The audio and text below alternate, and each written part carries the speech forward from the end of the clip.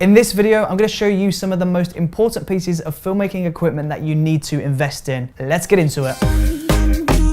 Hey, what's up? It's Chris from Brooker Films, and in today's video, I'm talking all about the beginning stages of filmmaking and what equipment that you need to invest in order to produce an amazing video. So first and foremost, we need a camera, and if you're beginning, then you're going to want to invest in a DSLR. A DSLR is basically a digital SLR, and this is a digital photography camera that can also shoot video. Now this is a digital SLR, this camera right behind me here. So this is the Canon 5D Mark III, and this is an incredible photography camera, but it's also an amazing video camera, and this is a really awesome place to start making videos. Of course, so this camera can be quite expensive. If you purchase a second-hand Canon 5D Mark III, then it's going to cost you around £1,500 to £2,000, so that's quite an expensive starting point. If you have a lower budget for a camera, then the Canon 200D is a great starting point. The Canon 200D has 1080p video, 60 frames per second recording in 720. It's got a jack input for audio, and because it's a digital SLR,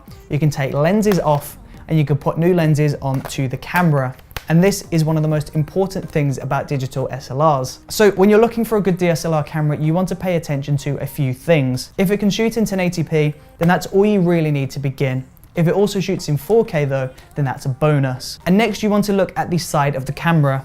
Does it have a microphone input? If the camera does have a microphone input, then it means you can purchase a microphone for the camera to step up your sound quality. So it's super important that you have 1080p video, and it's really important that you have a microphone input. If the camera has those two features, then this camera is a perfect starting point for making videos. So this brings us on to the next item, and that is lenses. Because you can remove the lenses from digital SLR cameras, it means we can remove this one and we can swap it for a different lens. And this is really important. When you're making videos, unfortunately, there is not one lens that does the job for everything. Different lenses serve different purposes. So you've got macro lenses for super close-ups. You've got prime lenses with a low aperture that can give you a really nice blurry background.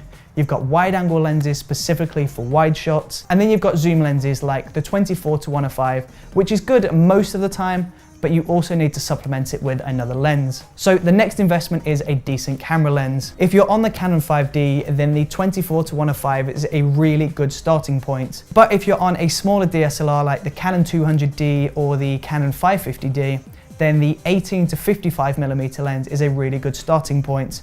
But I would always recommend investing in a 50mm lens. So this is a 50mm lens, and more specifically, this is the Canon 50mm f1.8 prime lens. This is really awesome because it gives you really shallow depth of field. If you pull your aperture all the way down to f1.8 with this lens, and you focus on somebody in the foreground, you're gonna get that really awesome, really cinematic, blurry background that most people are looking for. So being that this is a DSLR, all you have to do is take this lens off. This is a 40mm pancake lens. And there we go, we've gone from one setup to another setup. So the second thing that you want to invest in is a good set of lenses. Up next is sound. It's really important that you invest in really good sound equipment. Now, most vloggers on YouTube will use a Rode microphone that plugs into the camera. So if you've got that microphone input on your camera, then all you have to do is purchase this microphone, mount it to the hot shoe on the camera, and plug the jack into the camera. Alternatively though, you can go wireless, and this is what I would suggest. Get a wireless lapel mic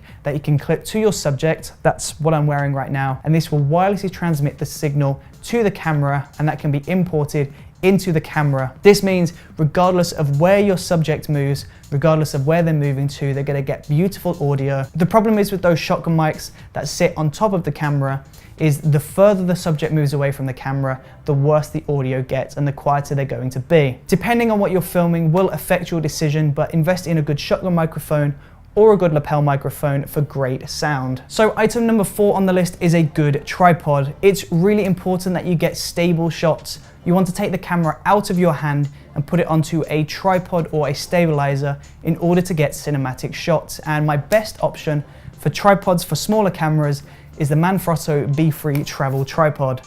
This thing is around £100 on Amazon, and it is incredible because it's so small, which means it can sit in a bag or you can strap it to the outside of a bag. But when you fold the legs out, this thing can go up to around 1.5 meters tall, and this means you can get some really awesome cinematic shots. Now, the problem is with this tripod though, is it comes with a photography head. As you can see, it's got this ball head here, so you can get really awesome photography shots, but this isn't exactly convenient for video. So what I like to do with this is I swap out the head, and then we get a video head for the tripod. So that is this. All you have to do is just slide this in, and you've got this really awesome camera tripod. And of course, you've got this knob here so you can adjust the tilt. You've got this knob here so you can adjust the pan. And this is pretty much going to be the best option for you when it comes to tripods. Of course though, if you want to add more movement to your shots, you don't want to put your camera on a tripod, then invest in a GLIDECAM or a gimbal. A GLIDECAM is very similar to those traditional Steadicams that you'll see in Hollywood productions, but without the vest and without the big robotic arm. So you basically just have this big stick that counterbalances itself, and you can get really awesome cinematic shots from this. But there is a learning curve with the GLIDECAM, so if you're in a rush and you need to learn video as soon as possible, then pick up a gimbal, because you can basically pick these up and start running and get really beautiful, smooth tracking shots. Gimbals and GLIDECAMs give very different looks though. A GLIDECAM's movement is more natural, whereas a gimbal's movement is more robotic. Personally, I prefer the GLIDECAM, but I have used gimbals in the past because I know they are really awesome. So the next thing that you should invest in is a good camera stabilizer of your choice. And of course, what's the point of getting a great camera with great lenses and put it onto a great stabilizer or tripod if the scene looks really ugly and dark? This is where lighting comes into play. This light behind me is the Yongnuo YN360 video light. This light is really awesome and really cheap. This thing goes for around £90 on Amazon, and it's really cool because, as you can see, it's battery powered. You can get colored lighting, and you can get really bright daylight or tungsten balanced light. This thing is really awesome, and adding this light into your video will instantly step up the production of your videos. So the next thing that you should invest in is a really good high quality set of video lights. The next item on my list is sometimes overlooked, but it's really crucial, and it's really handy at times, and that is gaffer tape. Gaffer tape can be used for 1,000,001 different things. You can mount microphones with it, you can place lights with it, you can hide things from the shot with it. Gaffer tape is one of those really important pieces of filmmaking equipment that you don't need until you need it, and that is very often. And of course, once you've captured your video, you're gonna need a computer and a good set of hard drives to back up the footage and to edit the video. So you want to invest in a decent computer. It doesn't have to be the latest and greatest Apple MacBook or anything else which is super high spec. It can just be a very average, very normal laptop with a good, decent hard drive. The Seagate 1TB hard drive is around £40, and this is a really great option for backing up your footage. Of course, I would recommend getting 2 hard drives,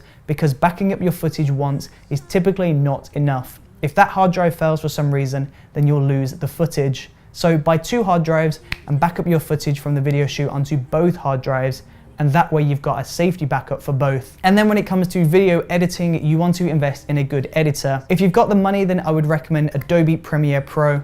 This is around £20 to £30 a month, and this is a subscription basis, so you pay this every single month to Adobe. But if you're looking for free video editing software, then HitFilm has a really awesome video editing software called HitFilm Express.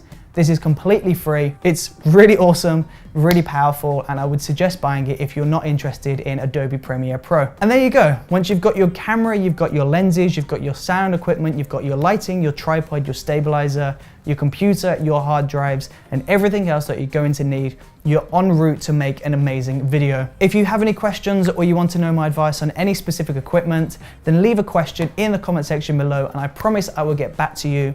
And of course, don't forget to subscribe, check out the previous video, and I will see you tomorrow for another brand new video. Thank you for watching.